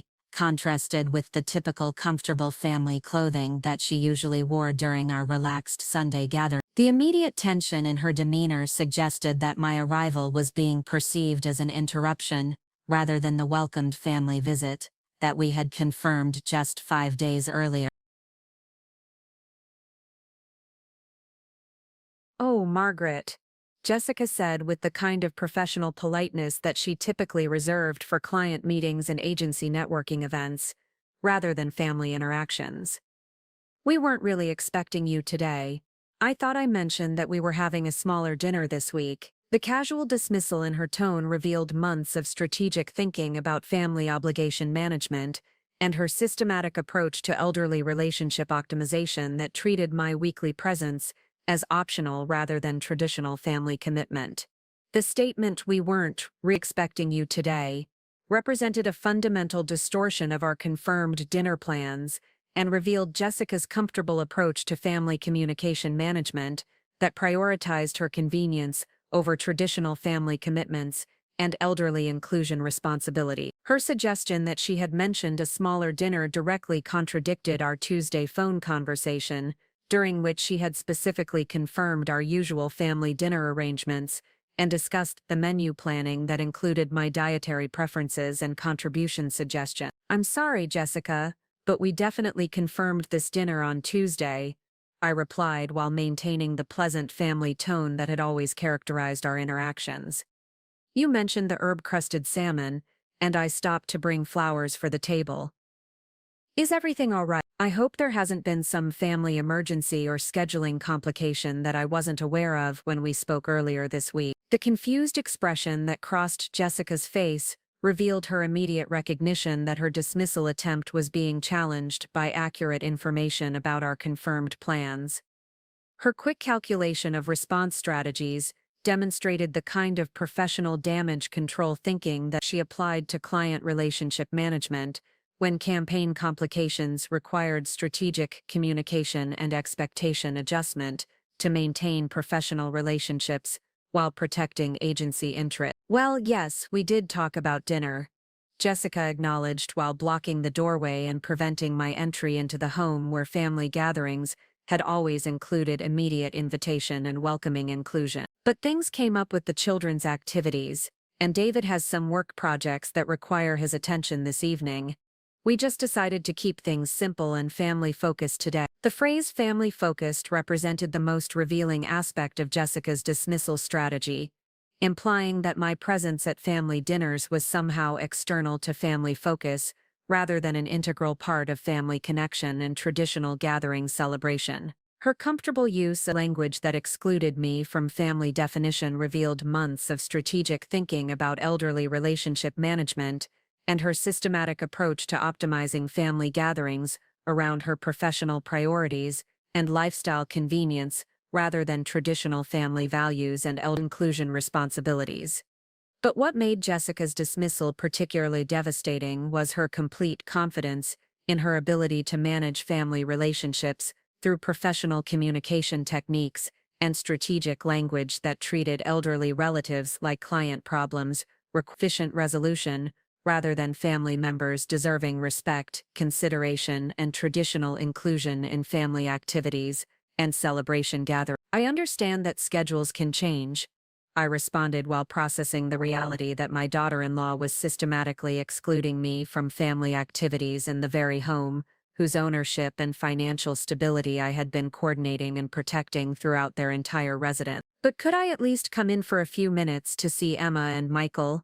I brought them some books from the library and I'd love to hear about their school project. The moment of hesitation that followed my request revealed Jessica's internal calculation about family relationship management and her professional assessment of which interactions deserved her time and accommodation. Her strategic thinking about elderly obligation minimization was competing with her recognition that complete exclusion might create family complications that could affect her relationship with David and potentially interfere with their comfortable lifestyle arrangements. Actually, Margaret's kids are busy with homework and we're trying to establish better Sunday routines that help them focus on school preparation for the week ahead. Jessica explained with the kind of systematic reasoning that reflected her marketing training in strategic communication and client expectation management. I'm sure you understand that family time needs to be managed efficiently, especially with everyone's busy schedules and professional commitments. The language that Jessica employed revealed her fundamental approach to family relationship management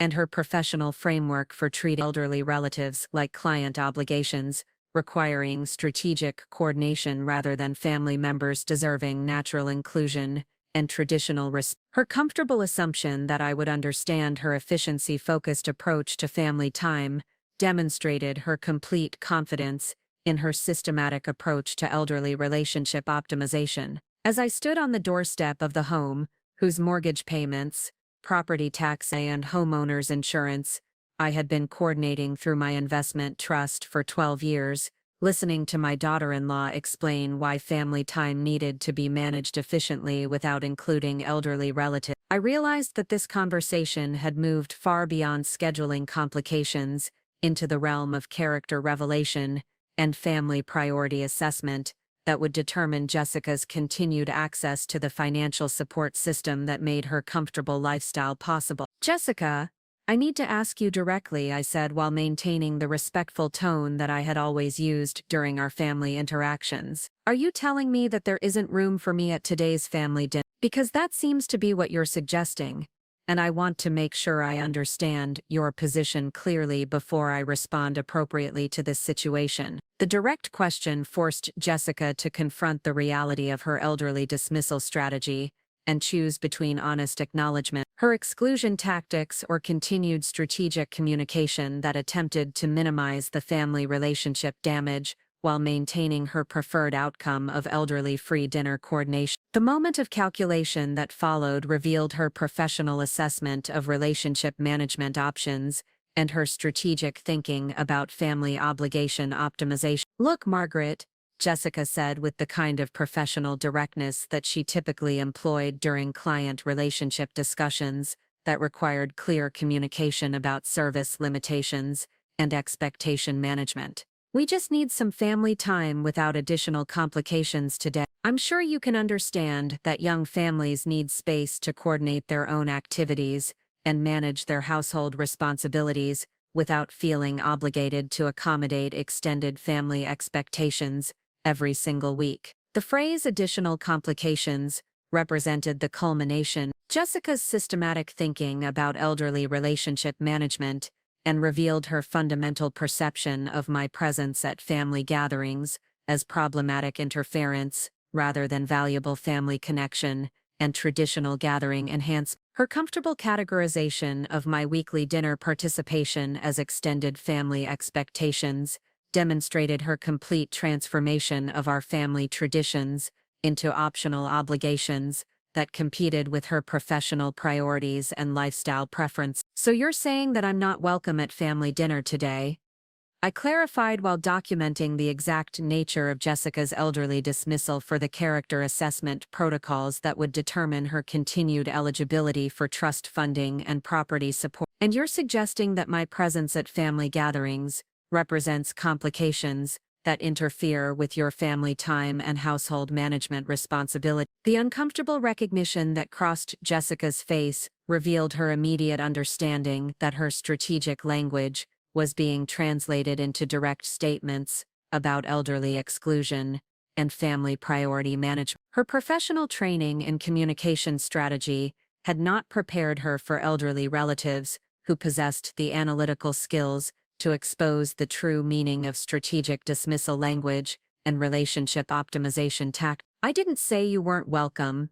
Jessica responded with the kind of damage control communication that she employed when client relationships required strategic clarification to prevent misunderstanding and relationship. I'm just saying that today isn't convenient, and we need to be more strategic about family time coordination going forward. Surely you can understand that busy families need flexibility in their scheduling and gathering arrangements. But the most devastating moment in our conversation came. Jessica delivered the specific statement that would become the documented evidence of character priorities and family respect assessment that justified implementing the most comprehensive trust review and property ownership reconsideration in Northeastern investment history. The truth is, Margaret, Jessica said with the confident dismissal that reflected months of strategic thinking about elderly relationship management and family obligation optimization, we didn't save you a plate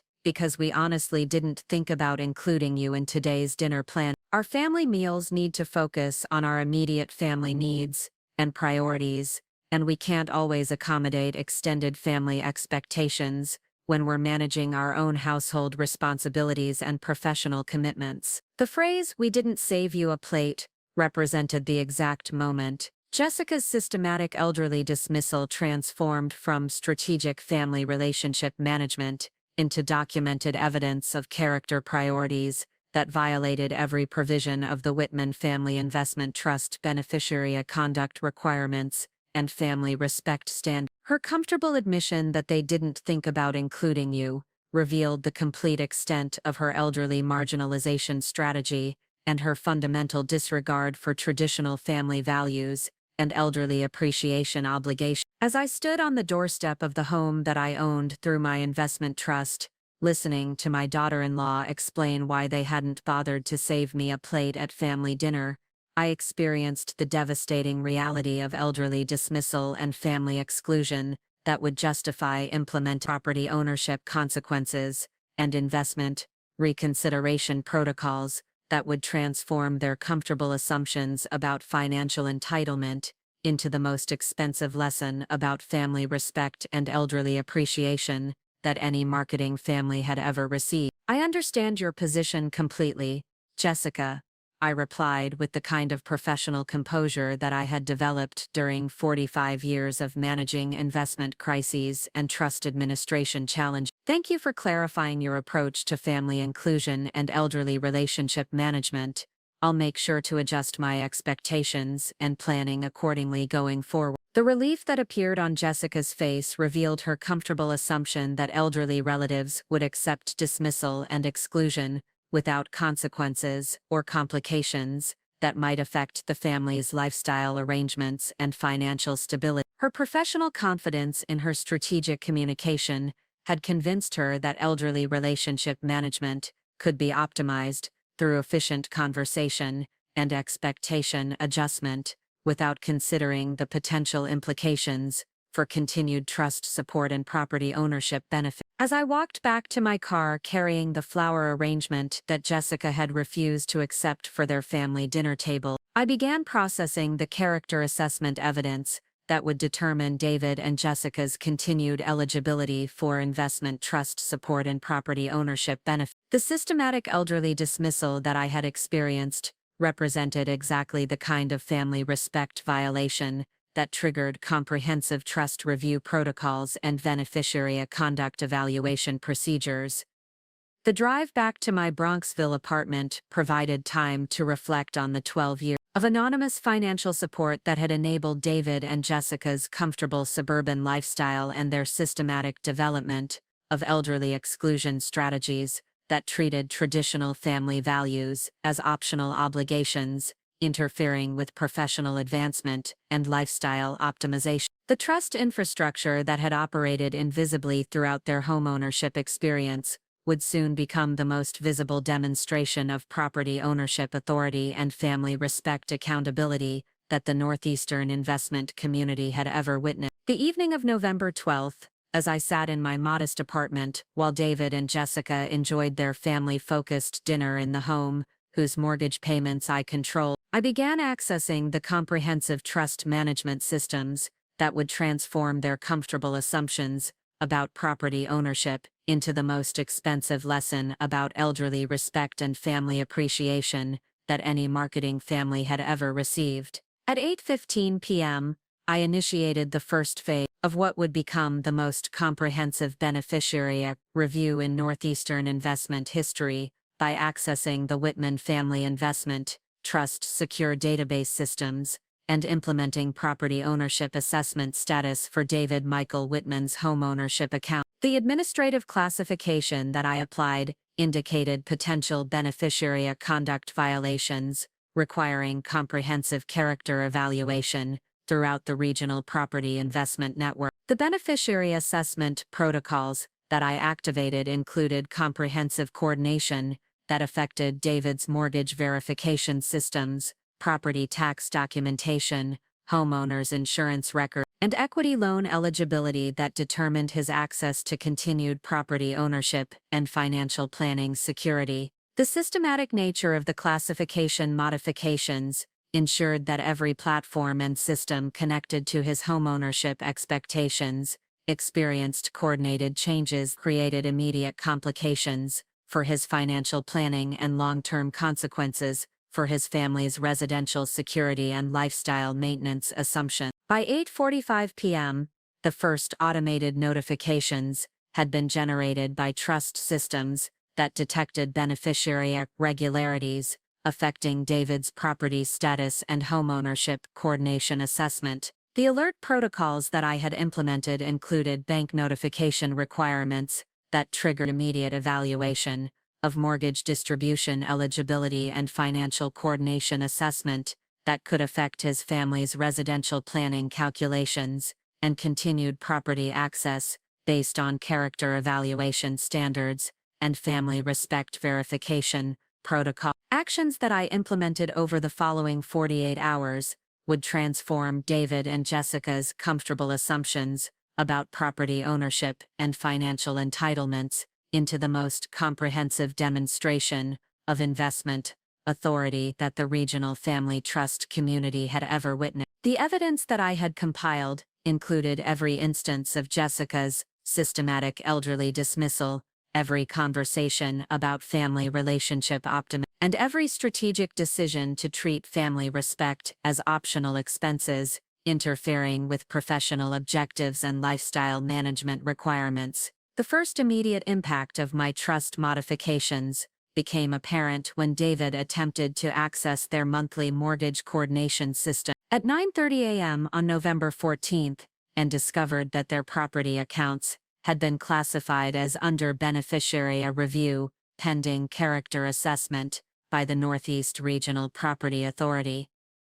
The panic that followed his discovery revealed the extent to which his family's residential stability and comfortable lifestyle depended on investment distributions and trust coordination that he had never understood or appreciated during Jessica's systematic elderly dismissal and family relationship optimism. The panicked phone call that I received came from David at 10:15 a.m., with obvious desperation and confusion about the administrative complications that were affecting his property access and family financial plan. Mom, something terrible is happening with our mortgage accounts and home financing,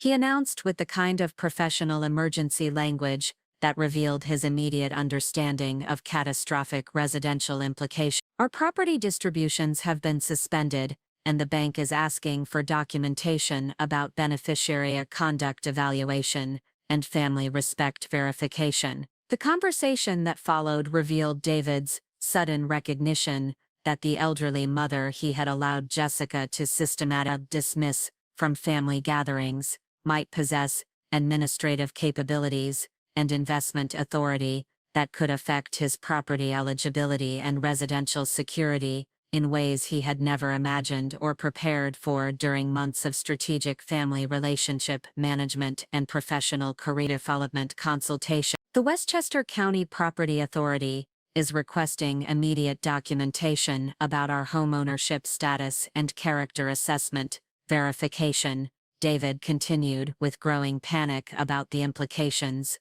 for his family's residential security and financial stability planning. This is affecting our property standing and potentially compromising our equity access with programs that require verified investment, backing, and accurate financial positioning. The systematic consequences that continued throughout the week included bank evaluation procedures that questioned his mortgage documentation and character assessment verification, residential planning investigations that could affect his homeownership standing and property status, and regional coordination inquiries about beneficiary classification changes that required extensive documentation and administrative review to resolve through proper channels and verification process. But perhaps the most devastating immediate impact was the effect on David and Jessica's financial planning and residential advancement negotiations that required verified property backing and accurate homeownership positioning to maintain their comfortable lifestyle and premium neighborhood access. The equity applications that they had been pursuing, based on their guaranteed property value, became impossible to complete when financial institutions discovered that their primary residential backing no longer qualified for verified homeownership status or exclusive property financing. Prestigious neighborhood status that David and Jessica had been maintaining in Scarsdale required verified property backing and accurate financial positioning that distinguished authentic homeownership from temporary arrangements and questionable funding management that didn't reflect genuine residential stability and community credibility. The property classification complications that I had implemented triggered immediate residential review and potential status suspension that could affect their annual lifestyle projections and community standing advance. By the end of the first week, the comprehensive nature of David and Jessica's property classification complications had generated legal consultation fees exceeding $42,000, administrative documentation requirements that consumed over 90 hours of their professional time, and financial standing complications that required extensive verification procedures and potential lifestyle restructuring based on homeownership status uncertainty and trust administration challenges. The second week brought expanded consequences as automated systems continued detecting classification irregularities that affected their financial planning applications, residential community standing, and professional background checks that required verified property ownership for continued neighborhood participation and community membership eligibility. The systematic nature of the classification modifications curated cascading effects throughout their personal and professional lives that required extensive time investment and legal consultation to understand and address through proper administrative channels. Jessica's position within Sterling and Associates Executive Leadership Development Program came under review when professional background verification systems detected property classification irregularities and financial standing complications that raised questions about her judgment and administrative reliability. The professional consequences that followed included delayed performance reviews, reduced program responsibility, and program committee discussions about leadership qualification standards that required clean financial records and verified residential stability for continued program eligibility and advancement opportunities. David's professional standing at Hudson Valley Communications faced similar scrutiny when agency administration discovered that his residential backing and property ownership status no longer met the verified homeownership requirements for senior marketing manager positions and client relationship manager. The systematic loss of professional credibility and residential verification created career pressure that affected his ability to maintain his marketing trajectory and continue his advancement in advertising specialization. During the third week of property classification consequences, Jessica's desperation reached a critical point that would transform this story from simple trust administration into a profound lesson about family values and character accountability. The comfortable lifestyle that she had built through systematic professional advancement and strategic family relationship optimization was crumbling under the weight of trust review protocols that measured not only residential competence, but also character integrity and family value. When Jessica called me on November 30th with genuine panic in her voice and desperate confusion about the financial complications affecting her family's residential security, something remarkable began to happen that would transform this story from simple property administration into a profound lesson about family values and elderly respect. The confident marketing executive who had dismissed me as a dinner complication had been replaced by a young woman who finally understood the connection between family respect and residential privilege, between elderly wisdom and property ownership opportunity. "Margaret, I think I've made a terrible mistake," Jessica said during our emotional conversation that would mark the beginning of her character transformation. "I was so focused on managing our family time efficiently that I completely lost sight of what really matters: respect for elderly relatives, appreciation for family tradition, and understanding that professional success means nothing if you achieve it by excluding the people who support and care about your family." The genuine remorse that Jessica expressed during our conversation represented the first authentic character development that she had demonstrated since establishing her systematic approach to elderly relationship management. Her recognition that professional efficiency without family respect was meaningless success revealed the kind of character growth that distinguished deserving residential support from temporary funding suspension. But rather than simply resuming their property funding and allowing them to continue their homeownership without consequences, I proposed something that would serve both character development and community benefit, while creating opportunities for authentic family healing and meaningful residential responsibility. The alternative that I developed would become the most innovative family intervention in investment history, and the foundation for Jessica's transformation from systematic elderly dismissal to authentic family engagement and community service. Instead of permanently suspending David and Jessica's property distributions, I created the Family Legacy Housing Program that would operate for 24 months, providing residential coordination and elderly housing support for low-income seniors, while requiring Jessica's direct participation in community housing services under my supervision as program coordinator. The program would serve over 150 elderly community members during its operation, while creating opportunities for Jessica to learn about family responsibility and elderly appreciation that distinguished meaningful community contribution from superficial professional advance. The Family Legacy Housing Program that we developed would require Jessica to work alongside experienced housing specialists,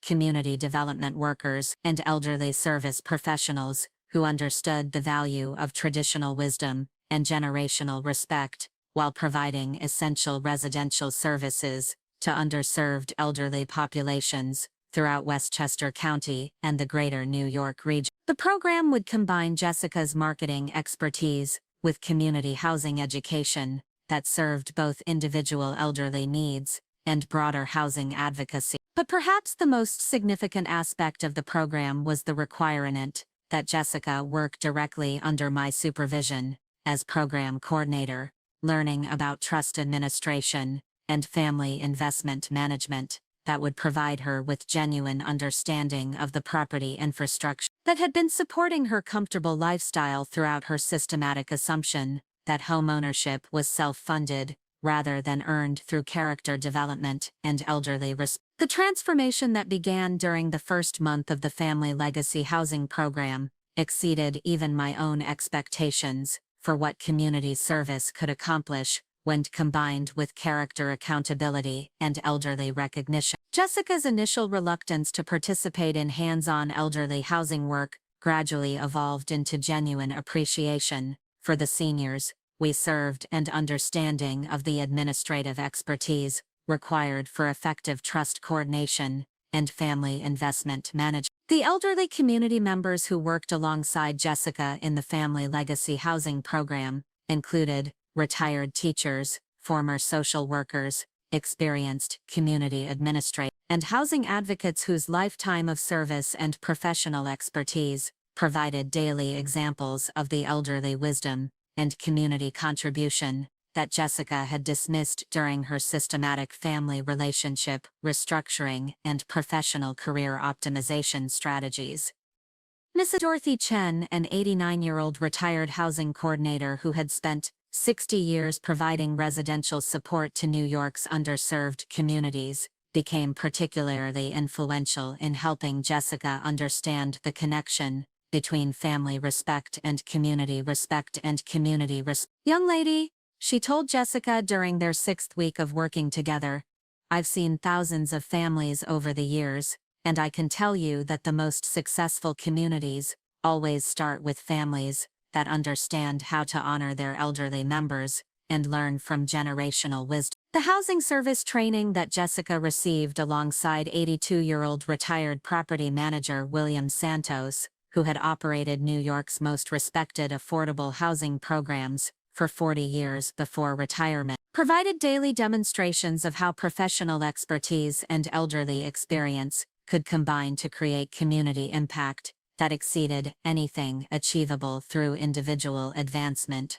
or professional optimization. Santos's traditional community principles and family engagement values challenged Jessica's assumptions about professional success and personal satisfaction in ways that marketing training had never provided. The elderly service responsibilities that Jessica assumed under my supervision in coordinating community outreach, housing advocacy, and service distribution provided her with genuine understanding of trust expertise and the administrative complexity required for effective property coordination. Her work developing housing materials for the Family Legacy Housing Program, when focused on community benefit rather than professional positioning, revealed her capacity for meaningful community contribution and authentic family engagement.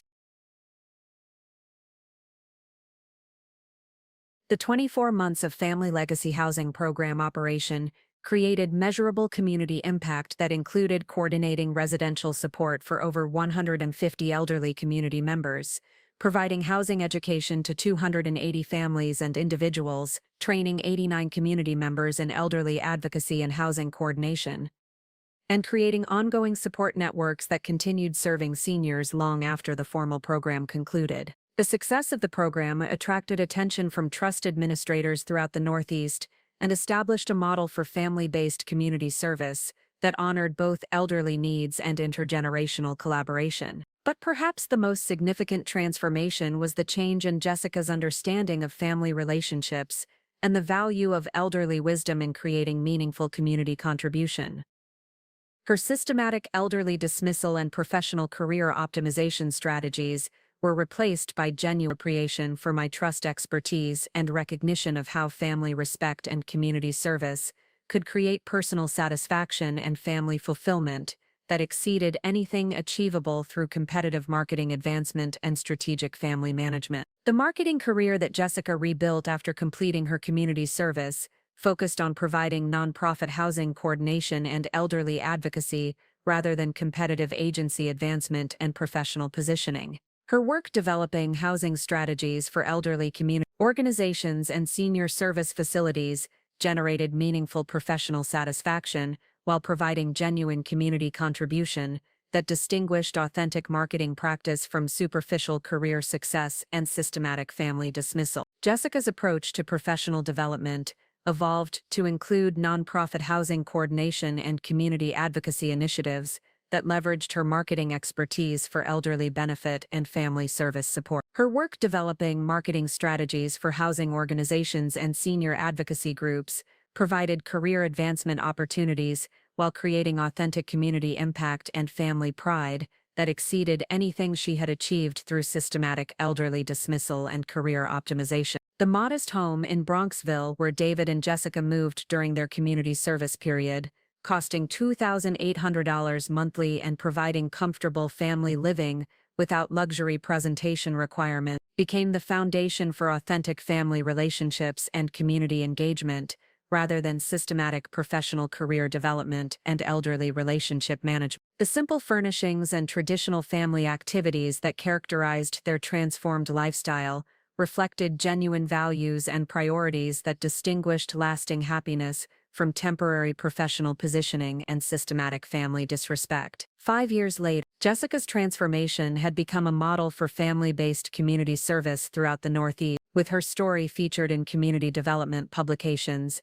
and trust administration journals as an example of how investment intervention could create family healing and authentic elderly appreciation. Her work coordinating the annual New York Family Housing Responsibility Network, which operated in 31 communities throughout the state, provided ongoing opportunities for meaningful contribution while maintaining the family relationships and elderly respect that she had learned through her housing service experience. The beautiful home in White Plains where David, Jessica, and their children now lived, purchased through their own legitimate financing, after demonstrating sustained character development and family respect, provided comfortable family living while supporting their elderly advocacy work and maintaining proximity to the senior community members and family relatives whose wisdom and support had created the foundation for their transformation. The elegant but modest home that served as both family residence and occasional community meeting venue reflected their understanding that true satisfaction came from authentic relationships and community contribution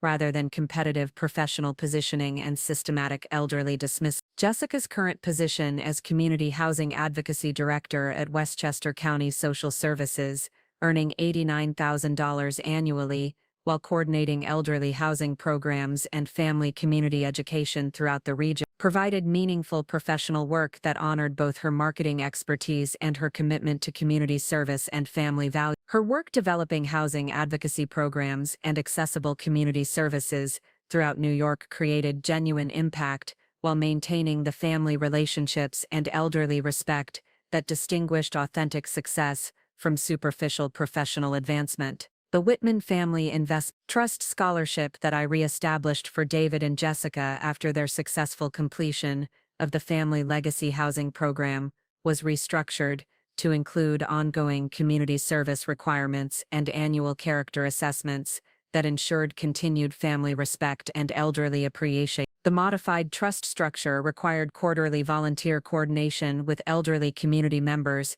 and annual family loyalty verification that distinguish deserving property recipients from those who might revert to systematic elderly dismissal and professional career optimization. As I write this final chapter from my beautiful waterfront home in Rye, New York, purchased with proceeds from my trust consultation work and serving as both family residence and community coordination center, I'm surrounded by family photographs that document our journey toward authentic relationships and mutual respect, professional commendations that honor my career achievement, and community recognition that celebrates the Family Legacy Housing Program's ongoing impact throughout the Northeast region. The daughter-in-law who told me we didn't save you a plate discovered that respect for elderly relatives isn't optional accommodation, it's the foundation for property sellability and trust coordination that determines whether families build meaningful legacies or destroy opportunities through systematic dismissal of generational wisdom and traditional values that created every residential advantage they considered evidence of individual achievement and personal success. The modest doorstep where I had been excluded from family dinner became the foundation for a community housing program that served hundreds of elderly residents, while teaching Jessica about the critical importance of elderly respect and family loyalty. The systematic professional career development strategy that had been used to exclude an elderly family member was transformed into community service that demonstrated how trust administration and family healing could create opportunities for authentic contribution and meaningful personal satisfaction. But perhaps the most important legacy of this experience has been the broader recognition throughout the Northeast Community Development Network that elderly expertise and traditional family values provide the foundation for sustainable community service and meaningful residential relations. The hundreds of families who have participated in family legacy housing programs understand that respecting elderly relatives and maintaining family loyalty creates opportunities for authentic community engagement and lasting personal satisfaction. My trust consultation work continues expanding throughout North America, with community development administrators in 12 states implementing our family-based housing models that honor both residential responsibility and intergenerational respect. The national recognition of our approach to elderly inclusion and family-centered community service has created opportunities for meaningful contribution to housing advocacy nation. The Whitman Institute for Family Investment Excellence has established the Jessica Marie Caldwell Whitman Fellowship for Family-Based Community Practice, providing annual support for community development professionals who demonstrate both housing competence and commitment to elderly respect and family engagement in their advocacy work. The fellowship program ensures that future community professionals understand the importance of intergenerational collaboration and family values in creating sustainable community impact and authentic housing advocacy. Remember, property ownership and trust coordination aren't guaranteed family privileges. They're earned recognition of demonstrated character and elderly respect that creates foundation for residential credibility and authentic community contribution. Property access and became community service requirements taught Jessica about the true meaning of trust administration and the critical importance of honoring the elderly wisdom that distinguished lasting residential responsibility from superficial lifestyle presentation and systematic family dismissal. The trust empire that had operated invisibly throughout Jessica's comfortable assumptions became the visible foundation for her transformation into an authentic community professional who understood that true housing success comes from serving others while respecting the elderly relatives whose wisdom and expertise created opportunities for meaningful contribution rather than competitive professional training and systematic generational dismissal that prioritized career management over authentic relationships and community values. Sometimes the most valuable lesson you teach ungrateful family members is that residential privilege isn't automatic entitlement, it's earned recognition that continues only when families demonstrate appropriate respect for elderly wisdom and traditional values that create the foundation for authentic community service and meaningful trust administration. The property coordination that had protected Jessica's comfortable lifestyle became the foundation for her transformation into a community servant who understood that true success comes from serving others while honoring the elderly relatives whose lifetime of expertise and service created every opportunity for authentic contribution and family legacy development.